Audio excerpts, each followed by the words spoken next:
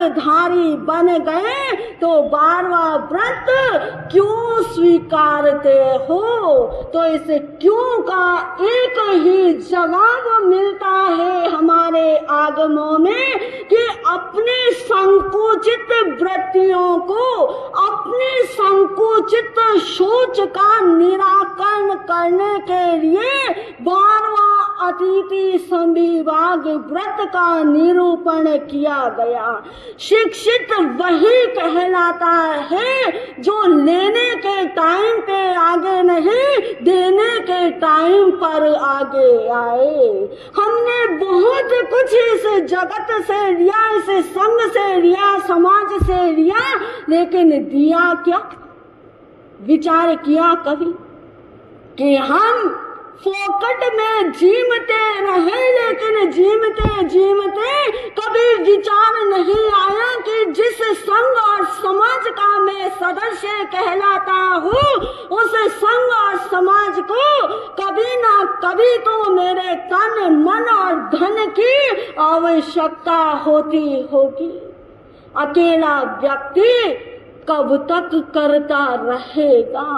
ये संघ और समाज किसी एक व्यक्ति से नहीं चलता, इसे चलाने के लिए सभी का साथ चाहिए। सबका साथ होता है तभी समाज विकास करता है। लेकिन आज हमारी सोच कितनी घृणित है कि अरे ये समाज वाले फोकट में खिला रहे हैं तो खाओ, और जब ये समाज का कोई पदाधिकारी, कोई ट्रस्टी आपके सामने कह दे कि आज हमें आपके सहयोग की आवश्यकता है, तब साधर्मी वात्सल्य करना है।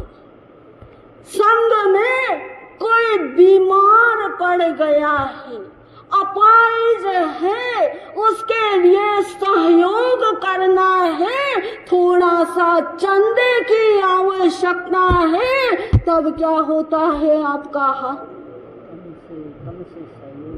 तन से सहयोग कर लेंगे कि हम सेवा कर देंगे, लेकिन हर काम तन और मन से नहीं होते। कुछ काम में धन की आवश्यकता होती है, और वो धन आप देते हो या नहीं देते हो तो कितना कितना? करोड़ों कमाते हैं लेकिन 1000 देते हैं, लाखों कमाते हैं लेकिन सैकड़ा देने का प्रयास रहता है, और फिर कहते हैं कि हम 12 व्रतधारी श्रावक बनकर अपने संघ और समाज के उन्नति में प्रगति कैसे हो जाए उस पर विकास कर रहे हैं, रिसर्च कर रहे हैं। आपके पास में मौका है देने का, क्योंकि ये मानव भव ही एक ऐसा है जिसमें गिव एंड टेक हो सकता है। एक हाथ ले दूसरे हाथ देने के भाव रख इसी भव में हो सकता है, क्योंकि त्रियंश के जीव कमाते नहीं है जो आपकी झोली भर दे। कमाते हैं क्या? नहीं कमाते।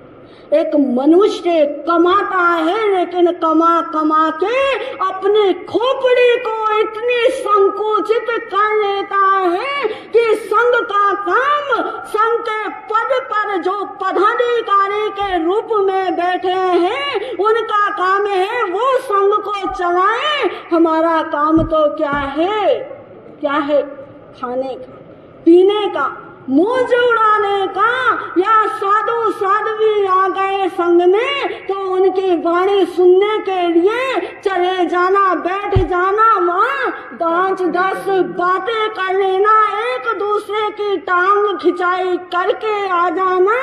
संघ का कोई सा पदाधिकारी कैसा है ये उन साधु साध्वियों को बता के उनको अलर्ट कर देना कि आप रमेश जी से दूर रहना, आप विकास जी के मुंह मत लगना। क्या यह काम समाज का है? अरे ये समाज, ये संघ हमारा अभिन्न अंग है, जिसकी महिमा प्रभु महावीर ने तक गाई, जिन्होंने संघ को रथ की, चक्र की, पताका की ना जाने कैसी कैसी उपमाओं से उपमित कर दिया। आज उसी संघ और समाज में जीकर हम क्या कर रहे हैं अपने समाज के लिए, कभी सोचा या नहीं सोचा।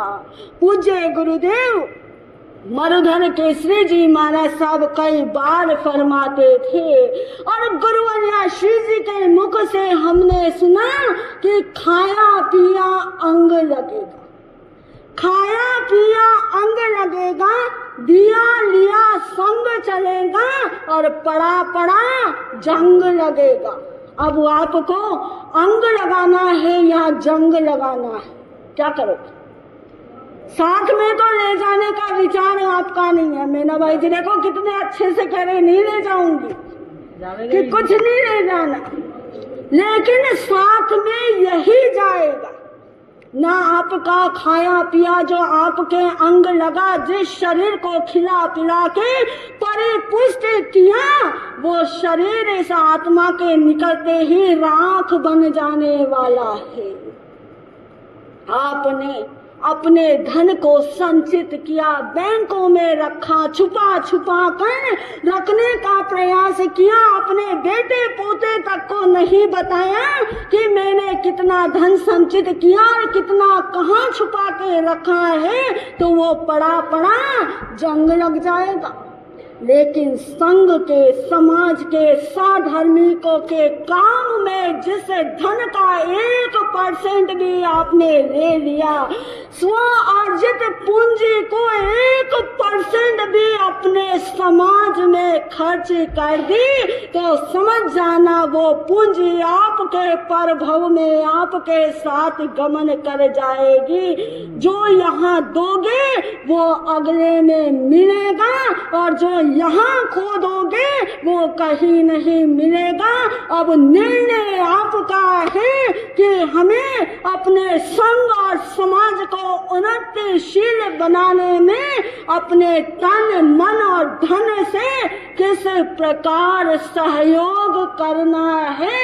जितना देंगे उतना प्राप्त करेंगे, और वो प्राप्त होने वाला ही महासुख हम पाना चाहते हैं। तो सुख देने में है, लेने में नहीं, सुख खाने में नहीं, खिलाने में है। जिसके मन में खिलाने के भाव आ गए वो अमीरों का अमीर है, और जिसके मन में अपना बैंक बैलेंस बढ़ाने का ही भाव है वो कंजूस है। और कंजूसों का मजा क्या है?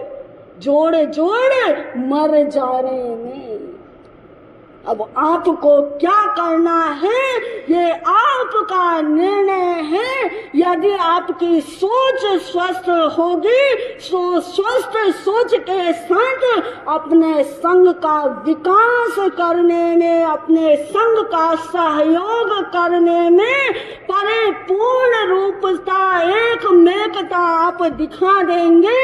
और यदि सोच विकृत है आपकी तो कितने ही उपदेश दे दिए जाए, कितनी ही कथा बाँच दी जाए, कोई असर होने वाला नहीं है। तो आप ध्यान रखना कि ये पर्व पर्यूषण हमारी सोच को विकृत नहीं, हमारी सोच को सुकृतमय बनाने के लिए आ रहे हैं। तो हम अपनी सोच को विशालता का जामा पहनाने का प्रयास करेंगे तो ये पर्यूषण पर्व हमारे लिए सफल और सार्थक होंगे। इन्हीं भावों के साथ ओम शांति। 5 प्रश्न पूछ लेते हैं। वासम वासम वंदामि कमगण मुक्तम विस्सहर विसनिनासम मंगल कल्याणावसम विस्सहर पुलिंगमंतम कंठे धारे जसयमणो तस्य गह रोग मारे दुष्ट गिराजंती एव सामम चिट्ठो दुरेमंतो तुझ्य गणामय बहुकलोय नर क्रियसवे जीवा पावंती न दुख दोहगम तु समत्ते लग्गे चिंतामणि कप्पाय वब्ब ये पावंती अभिगेणम जीवाय रामरम ठाणम ये संतो माय स भक्ति वर्णि भरेण येण ता देव दिच्च बोहिम भवे भवे पास जनचंद मंगलम भगवान वीरो मंगलम गौतम प्रो मंगलम स्थूले भद्राद्य जैन धर्मोस्तु मंगलम सर्व मंगल मांगल्यम सर्व कल्याण कारणम प्रधानम सर्व धर्माणम जैनम जयति शासनम सर्वारिष्ट प्रणाशाय सर्वारिष्टार्थदायिने सर्वलक्ति निधानाय गौतम स्वामिने नमः। चतारी मंगलम अर्यंता मंगलम सिद्धा मंगलम साहु मंगलम केवली पणतो धमो मंगलम चतारी लोगोत्तमा अर्यंता लोगोत्तमा सिद्धा लोगोत्तमा साहु लोगोत्तमा केवली पणतो धमो लोगोत्तमा चतारी शरणम पवजामि अर्यंते शरणम पवजामि सिद्धे शरणम पवजामि साहु शरणम पवजामि केवली पणतो धम्मम शरणम पवजामि अर्यंत जी को शरणो सिद्ध जी को शरणो साधु जी को शरणो केवली प्रवृत्ति दया धर्म को शरणो। ये चार शरणा दुर्गति हरणा औरण शरणा कोई जो भव्य प्राणी आदरे तो अक्षय अमर पद होय। बोलिए चिंतामणि प्रभु पार्श्वनाथ भगवान की।